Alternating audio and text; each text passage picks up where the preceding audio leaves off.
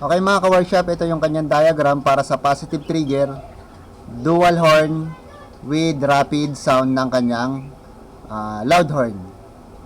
So, ito yung positive trigger na diagram. So, hindi na natin i-explain sa inyo actual. So, via diagram tayo para mas madali nyo maintindihan yung bawat connection ng wire.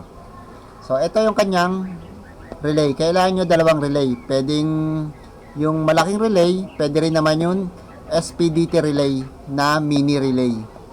So, isang SPDT, isang SPST. Sa kanyang battery, ito yung kanyang ignition switch, stock switch ng inyong busina, tapos yun additional switch para sa on-off ng inyong loud horn. So, ito yung loud horn, ito naman yung stock horn. So, ito naman yung interrupter relay mga ka-workshop pala. Interrupter relay. 12 volts. So, dito sa kanyang connection, itong stock horn ng switch, pag positive trigger, itong isang paa ng switch, nakalagay yan sa accessory wire.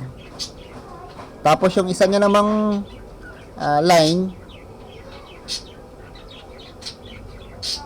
nakalagay naman yan sa stock horn. So, yung isang panang stock horn nakalagay sa ground. So, yan ang stock na busina natin. Yung connection na yan. So, wawiring natin siya.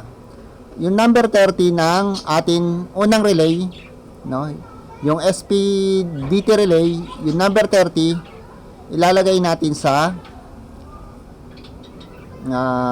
stock switch. So, ang gagawin natin, i-disconnect na natin tong kanyang stocks na switch, no?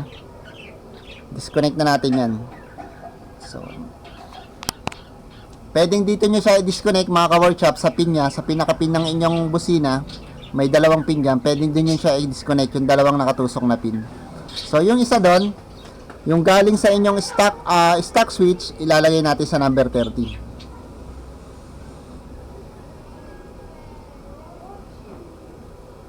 So, ayan. Nakalagay sa number 30 yung ating stock na busina na pinutol natin, yung kinat natin siya, yung pinaka-trigger nasa number 30. Sunod naman, itong number 85, naka-ground lang yan mga ka-workshop. Ground.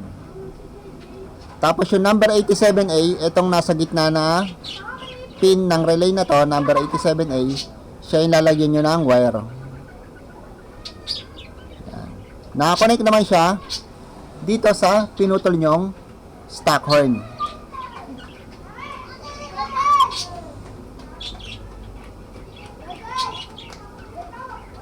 So, ayan. So, yan na magiging kalalabasan ng inyong stock horn na may relay na. So, yan na siya. Yung dati magkaroktong, puputulin nyo, dito nyo siya idadaan sa relay. So, yan na yung kanyang kalalabasan, ka-workshop. So, para naman mapagana natin tong ating additional horn, loud horn with rapid sound, magdadagdag tayo ng additional switch. So, yung isang panang switch,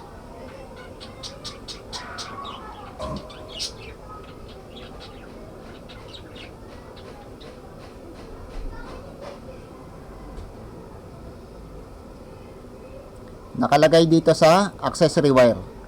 Yung isang line ng ating switch nakalagay sa accessory line. Tapos yung another one, oops, sorry. Yung isa naman nakalagay sa number 86 ng unang relay natin. So, ayan. Yung additional switch natin, yung isang line niya, nakakubit sa accessory line. Tapos yung isa, nakalagay sa number 86 ng first relay natin. Tapos, itong number 87, so 87 itong nasa gitna, ka-workshop ng first relay. Yung number 87 natin ng first relay, lagyan rin natin siya ng wire. So, ayan. Nakalagay naman siya dito sa atin number 86 ng second relay. Ayan. So, dyan siya nakalagay sa number 86 ng ating second relay. Tapos itong number 30 ng ating second relay, lagyan rin natin siya ng wire.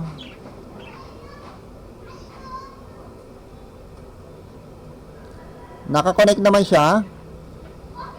So, pwede nyo siya lagyan ng fuse, ka-workshop. Lagyan nyo siya ng fuse. Kung gusto nyo, pwede rin naman wala. Pero kung gusto nyo ng safe, lagyan nyo siya ng fuse. Dito siya nakadikit sa positive ng ating battery. So, positive ng battery, fuse, pupunta sa number 30 ng second relay.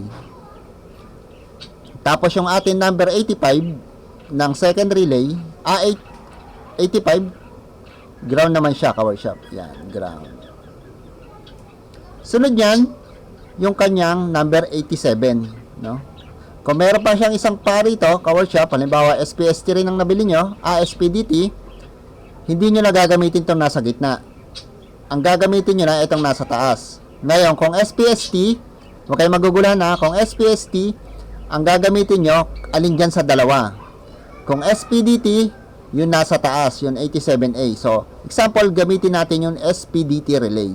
SPDT. Ka-workshop ha, single pole, double throw. So, dito tayo sa taas maglalagay ng wire. Lagyan natin siya ng wire. Connect natin siya sa atin interrupter relay. Positive side, no? Positive side ng interrupter relay. Tapos yung negative side ng interrupter relay nasa negative. So, tingnan nyo lang siya, yung magkasunod na yan, ilalagay nyo yung positive sa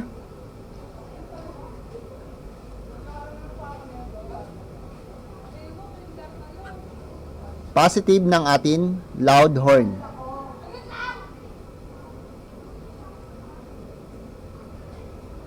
Tapos yung negative ng atin loud horn, pwede nyo siyang i-directa na rin dito sa negative ng atin interrupter relay.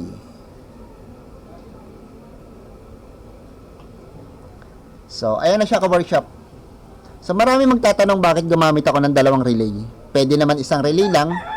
Pwede naman isang relay lang na SPDT relay, ka-workshop. Unang-una kasi, positive trigger tayo, ka-workshop. Pag isang relay lang ang ginamit natin, hindi natin yung masusuplayan ng galing sa battery. Hindi natin pwedeng ilagay itong galing sa battery sa number 30 niya. So, kukuha pa rin tayo ng kanyang number 30 sa accessory wire. So, ang mangyayari kasi niyang ka-workshop, dalawang accessory wire ang nakakabit kung isa lang ang atin relay na gagamitin para sa dual horn sa positive trigger. So, minsan, or hindi lang minsan, mas madalas, hindi gumagana yung ating loud horn. Tumutunog lang siya pero hindi siya nagbubusina kapag isang relay lang yung ating ginamit. Sa kadahilanan, wala siyang good source ng power na constant or yung malakas na source ng power para paganahin ng ating loud horn. Unang-una, ang ating loud horn na ini-install sa ating motor, ka-workshop, ay malakas ang amperahe. So, kaya kailangan niya direkta sa battery yung number 30 niya. Hindi pwedeng parehas accessory wire ang number 30 at ang number 86, sorry. Hindi pwedeng parehas na accessory wire galing yung dalawang yun. So, recap natin mga ka-workshop. Yung ating SPDT relay, number 30, nakalagay sa atin stock switch na trigger papunta sa atin stock horn. So, kinat natin siya. Ayan o, ulitin ko, kinat natin siya or pwede yung pin na nakadikit dito sa stock horn. Pwede yon. Yung pinaka-trigger nakadikit sa number 30. So, tapos yung number 85 ng ating first relay, negative or ground. yung number 86 ng ating first relay nakalagay sa additional switch. Tapos yung another side ng additional switch nakalagay naman sa accessory wire. Tapos yung number 87A ng ating first relay nakalagay naman siya sa trigger ng stock horn. So yung isang paa ng ating stock horn naka-negative dahil positive trigger ang ating busina. So kadalasan to sa mga Honda, i-explain din natin sa inyo yung negative trigger. Sa isa pang video, yung negative trigger naman ang i-explain natin. So yung number 87A ng 87 ng ating first relay, nakalagay naman siya sa number 86 ng ating second relay. Yung number 87 nasa 86 ng second relay. Tapos yung number 30 ng second relay, may fuse, nakadikit siya sa positive battery. Tapos yung number 85, connect sa ground or negative. Tapos hindi na natin gagamitin yung ating 87A or yung nasa gitnang pin ng ating relay sa second relay. Dito na tayo sa taas na pin, yung number 87. Nakakonect siya sa positive ng ating interrupter relay. So, relay ulit. Nakadikit siya sa interrupter ng ating relay. Tapos, sunod niyan, yung interrupter ng ating relay, yung negative niya, nasa negative or ground. Tapos, yung positive, katabi nito, sa kabilang side, nakalagay siya sa positive side ng ating loud horn. So, yun sa isang paa ng ating dalawang loud horn, nakakabit itong ating positive ng interrupter relay. At yung isa namang ground para sa ating loud horn, nakakabit naman siya sa ground galing sa interrupter relay na nakakabit sa ground din. So, dun siya nakakabit. So, once na ginamit mo yung stock horn at naka-off tong ating additional switch, ang bubusina itong ating first horn, no? Yung stock horn.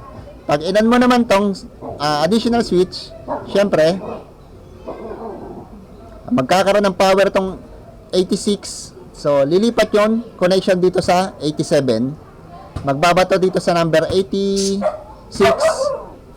Tapos ang trigger niya or yung source niya ay galing sa battery.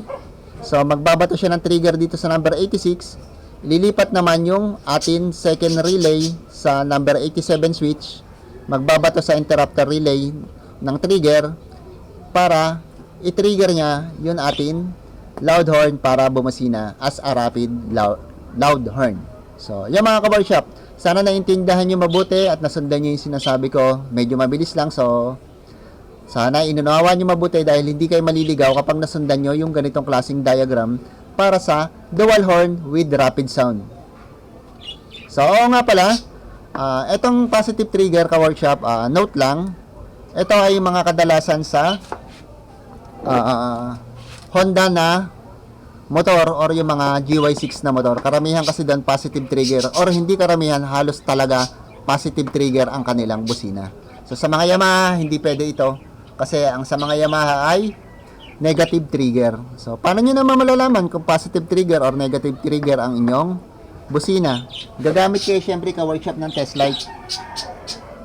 Susubukan nyo muna yung dalawang nakakabit sa ating stock horn, sa pin ng ating stock horn na may dalawang wire doon nakakabit, no? Yung nakatusok siya. Yung isang paa ng ating test light, lagay muna natin sa positive. Subukan muna natin, positive. Tapos, isundot natin to sa dalawang linya, no? Na nakabit sa ating stock horn. Sabay buksan mo kailangan yung motor, tapos pindutin mo yung busina. So, una sa isang pundit ng busina. Pag hindi siya umilaw, lipat mo sa kabila. Halimbawa sinundot mo siya, tapos hindi mo pa pinipindot yung busina, umilaw siya, ibig sabihin, negative yun, isang line na yon. Pag nilagay mo naman yun sa isa at walang ilaw, tapos binusina mo, wala ring ilaw, ibig sabihin, positive trigger yon. So, yun lang ka-workshop, napakasimple lang. Kaya mahalaga ang atin test light sa ating pagwawiring sa ating motor.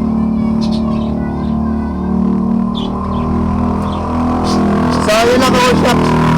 Sana naintindihan nyo at naunawaan nyo yung about sa dual horn with rapid sound, positive trigger. So, sunod naman natin na video ay yung atin negative trigger para sa loud horn with rapid sound. So, yun lang. Thank you sa inyong lahat. God bless ka workshop. Ingat tayo palagi at lagi natin iisipin, wagi ang may alam. So, God is good all the time. Goodbye sa inyong mga ka-workshop. Ride safe always.